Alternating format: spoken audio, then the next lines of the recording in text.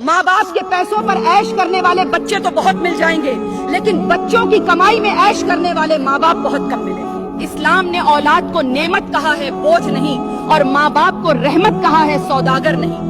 कुरान में अल्लाह ताला फरमाते हैं कि माँ बाप के साथ उफ तक न कहो, उनके सामने झुककर रहमत के पंख बिछा दो। आज हाल ये है कि बच्चा जवान होते ही हिसाब लगाने लगता है, मैंने घर में कितना दिया, मेरे पैसों से क्या हुआ। जरा सोचो, जब तुम छोटे थे, बीमार पड़ते थे, तो क्या माँ ने दवा देने से पहले बिल बनाया था? क्या बाप ने स्कूल की फीस भरते वक्त तुमसे रसीद पर साइन करवाए थे? नहीं, उन्होंने अपनी ख्वाहिशें कुर्बान की, अपनी नींदें बेची, अपनी जरूरतें दबा दी, सिर्फ तुम्हारी मुस्कुराहट के लिए। याद रखो, जो औलाद माँ बाप के खर्च गिनती है, वो दरअसल अपनी बरकतें कम करती है। कड़वी बात है लेकिन हकीकत है।